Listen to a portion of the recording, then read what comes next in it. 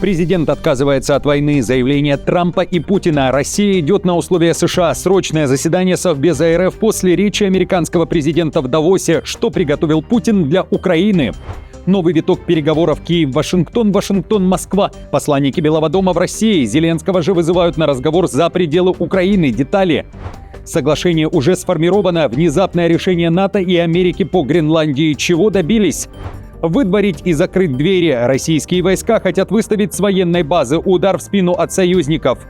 Попытка остановить войну через убийство подчиненного Путина. Приговор для гражданина Узбекистана. Беларусь закрывает небо. Массовое исчезновение людей в Германии. Речь о 1000 мигрантах. А также скандальный совет от любимой экс-министра иностранных дел Украины Кулебы. Как в блэкаут согреться интимными игрушками. Об этом и не только. Досмотрите.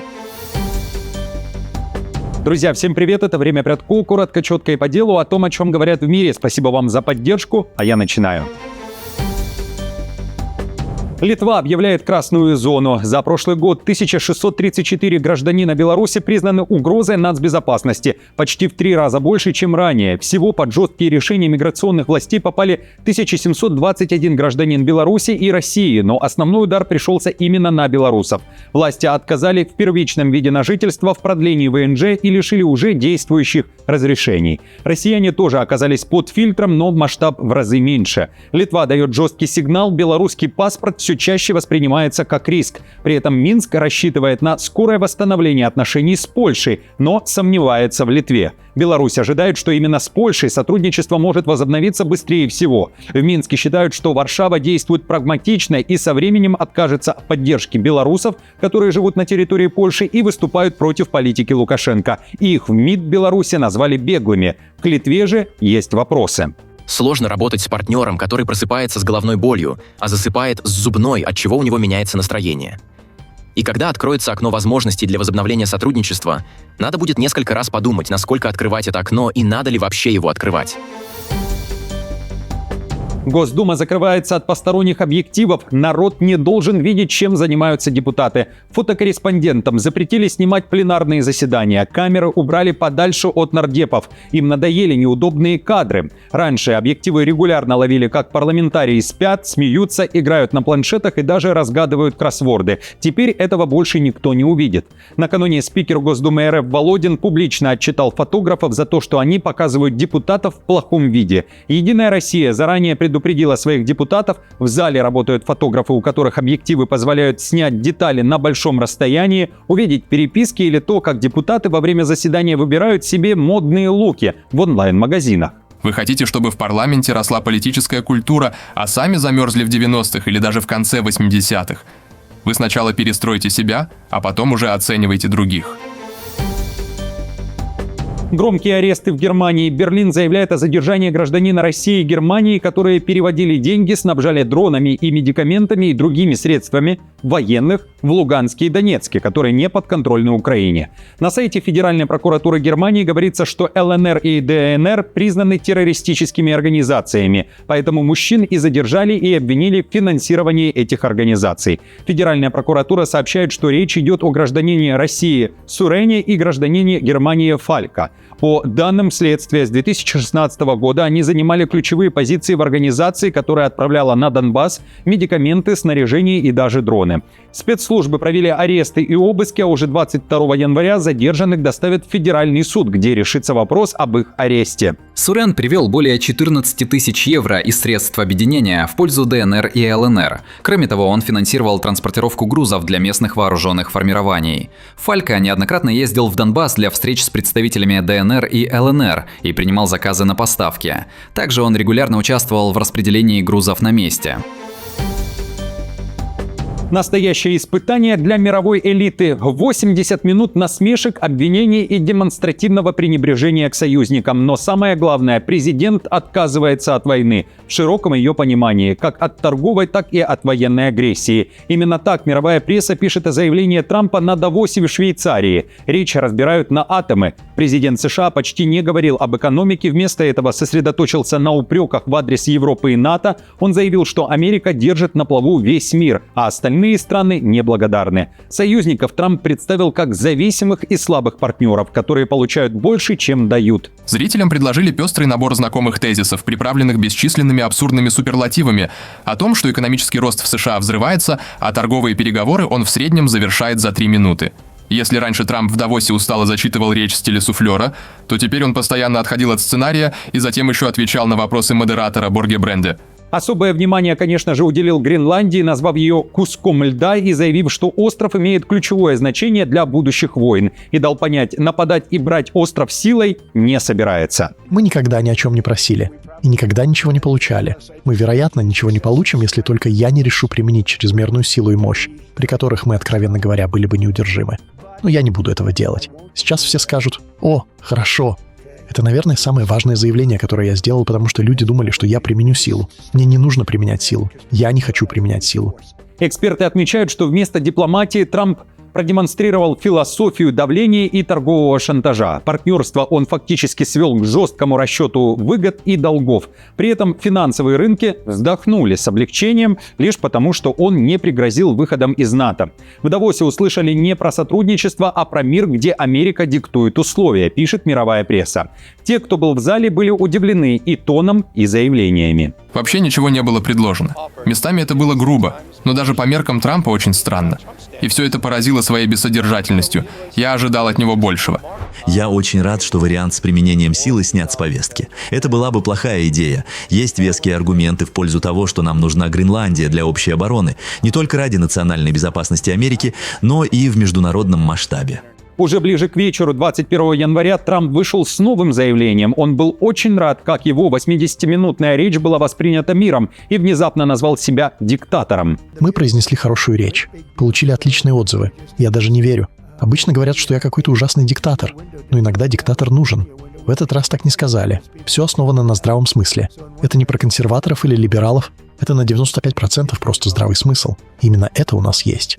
В Дании при этом выдохнули. В Копенгагене рады, что Трамп не собирается вводить войска, но при этом дали понять, красные линии никуда не делись, и свои интересы по поводу Гренландии будут отстаивать. После этой речи стало совершенно ясно, что амбиции президента Трампа остаются в силе. Конечно, в отдельно взятом аспекте позитивно, что говорится о том, что он не будет применять военную силу. Несмотря на эти заявления, Трамп уже ближе к ночи сделал еще и третье обращение, вновь подтвердив, отказывается от войны против Европы, пошлины вводить также не будет, но уверяет, что с генсеком НАТО уже сформировал соглашение по Гренландии, об этом написал в своих соцсетях. Это решение, если оно будет реализовано, станет отличным для Соединенных Штатов Америки и всех стран НАТО. Исходя из достигнутого понимания, я не буду вводить тарифы, которые должны были вступить в силу 1 февраля. В настоящее время продолжаются дополнительные обсуждения по поводу проекта «Золотой купол» в контексте Гренландии. По мере продвижения переговоров будет предоставляться дополнительная информация. На события в Давосе отреагировал Путин. Он собрал Совет Безопасности РФ и сделал два заявления. Вопрос Гренландии и России не касается. А второе, Путин согласен на условия США. Москва рассмотрит вопрос об участии России в Совете мира, который создает Трамп, и готова направить в фонд $1 миллиард из замороженных российских активов. Кроме того, Россия согласна, судя по заявлению Путина, выполнить один из пунктов мирного плана, который активно обсуждался ранее. Россия готова заплатить за восстановление украинских городов, также из замороженных активов. Кстати, оставшиеся средства из наших же замороженных в США активов можно было бы использовать и на восстановление территорий, пострадавших в ходе боевых действий после заключения мирного договора между Россией и Украиной. Такая возможность также обсуждается нами с представителями администрации США. Напомню, ранее Трамп уверял, что Путин в разговоре с ним обещал участвовать в послевоенном восстановлении. Заявление американского президента тогда вызвало бурную реакцию Зеленского. Отмечу, что по данным западной прессы, уже 22 января Трамп должен встретиться с Зеленским в Швейцарии, куда накануне он не приехал, а Трамп его искал. В то же время в Москву отправились Уитков и Кушнер, которые накануне провели переговоры с Дмитриевым. Путин уже подтвердил, что встретится с американской делегацией 22 января. На повестке, опять же, американский мирный план по завершению войны. Отмечу, что Трамп во время своей речи в Давосе заявил, что Путин и Зеленский будут дураками, если они не пойдут на мировую. Беларусь закрывает небо. Стратегический объект под полным контролем российской ПВО. Мозырский НПЗ прикрыт российским ТОРом. На территории известнейшего нефтеперерабатывающего завода всего в 30 километрах от границы с Украиной установили систему ПВО, похожую на российский зенитный комплекс ТОР. Об этом пишет издание «Схема», опираясь на анализ спутниковых снимков Planet Labs. Подготовка позиций для ПВО началась еще в январе 2025 года, за 7 месяцев до появления самой установки. Тогда же вокруг завода появились окопы, огневые точки и блокпосты. По форме тени на снимках эксперты идентифицировали комплекс как ТОР-М2, предназначенный для перехвата дронов. Ранее сообщалось, что Россия передала Беларуси не менее 15 таких систем. На фоне ударов ВСУ по десяткам топливных объектов в России защита Мозырского НПЗ выглядит как превентивный военный щит, говорится в материале. Удар в спину. Россию выгоняют с военной базы. Военные силы Москвы могут выдавить из Сирии. Дамаск готовится закрыть базу в Камышлы.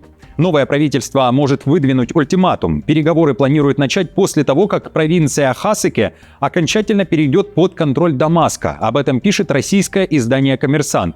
Источники утверждают, русских могут попросить уйти полностью, им там больше нечего делать. Курдским силам дали 4 дня на мирную интеграцию в государственные структуры Сирии. Если договоренности сорвутся, Дамаск готов взять Хасаке силой.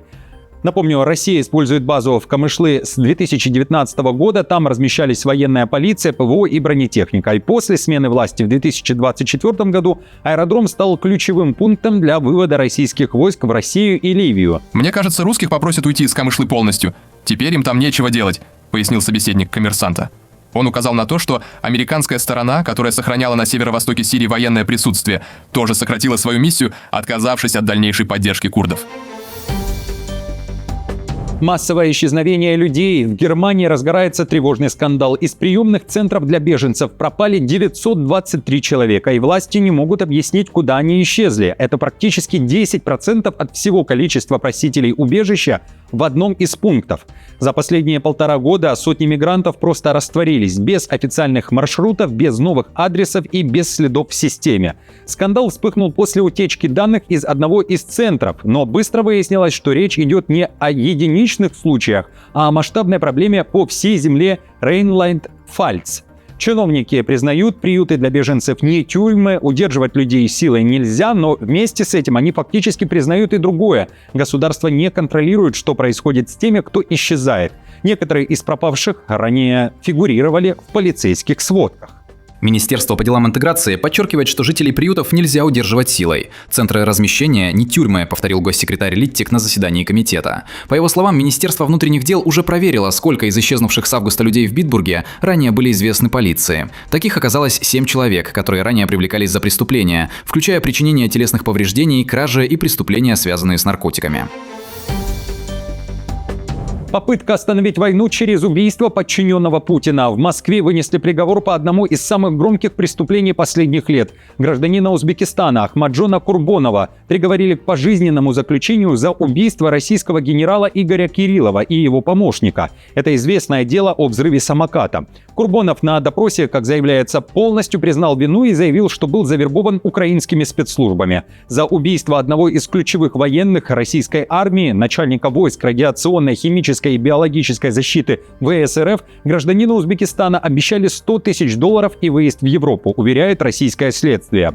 Еще 3 фигурантов получили от 18 до 25 лет колонии. Суд назвал происшедшее спланированным актом, конечной целью которого являлась остановка боевых действий. Следственный комитет России установил, что генерал Кириллов стал жертвой заговора неустановленных сотрудников СБУ. Убивая военачальников, они пытались посеять панику и страх среди населения и в конце концов остановить специальную военную операцию, говорится в обвинении. Скандальный совет на фоне блэкаутов, морозов и отсутствия отопления. Обложиться интимными игрушками и греться. В украинских соцсетях обсуждают короткое заявление партнерши экс-министра иностранных дел Дмитрия Кулебы, Светланы Павелецкой. В эфире YouTube-канала «Це ніхто не буде дивитись» или же «Это никто не будет смотреть» Павелецкая, которая является бизнес-вумен и основательницей сети пространств сексуального образования, а также магазина интимных игрушек, обсуждала современные тренды в индустрии товаров для взрослых. В ходе разговора она отметила, что некоторые устройства для женщин с функцией подогрева могут использоваться в холодное время как способ способ согреться в холодной квартире. Высказывание прозвучало в контексте обсуждения технологических новинок и развития индустрии. Есть игрушки, которые регулируют температуру. Мы сейчас продвигаем их для холодных вечеров, потому что они нагреваются до 38 градусов. Если нет отопления, можно обложиться вибрами и нормально согреться. Напомню, в украинском обществе сейчас остро воспринимаются подобные заявления из-за блэкаутов после российских обстрелов и тяжелой ситуации. В частности, в Киеве 4000 многоэтажек без отопления. Из города выехало более 500 000 человек за последние недели. Украинцы резко воспринимают советы выпить кофе не дома, а в кофейне, а также, например, недавнюю песню, которую исполнила певица Тина Кароль, про то, что у нас нет света, но у нас есть добро. Артистка уже извинилась перед слушателями после волны хейта. Полиция нравов для цифровой эпохи. В Казахстане предлагают создать новое подразделение – нравственную полицию. Депутаты считают, что государство должно усилить контроль над соцсетями и негативным контентом. Речь не идет о полном запрете платформ, но за цифровой средой нужен постоянный надзор. Парламентарий Базарбек предложил создать специальное подразделение внутри полиции, а Министерству цифрового развития по его замыслу отводится роль блокировщика нежелательного контента. Базарбек отметил, что на МВД и профильные ведомства уже выделяются огромные бюджеты, но реальных результатов, по его мнению, нет. Особую тревогу у депутата вызывает влияние интернета на детей. Он утверждает, что даже малыши до 5 лет становятся агрессивными и используют нецензурную лексику после просмотра контента. Государство должно присутствовать там, в социальных сетях. Этот негативный контент мы должны ограничивать. Я противник ограничения социальных сетей, но этот негативный контент мы обязаны отслеживать, и государство должно присутствовать. На этом все. Спасибо за просмотр, что каждый день со мной. Хорошего дня. Не забудьте поддержать меня лайком, подпиской, комментарием. До встречи, как всегда, завтра.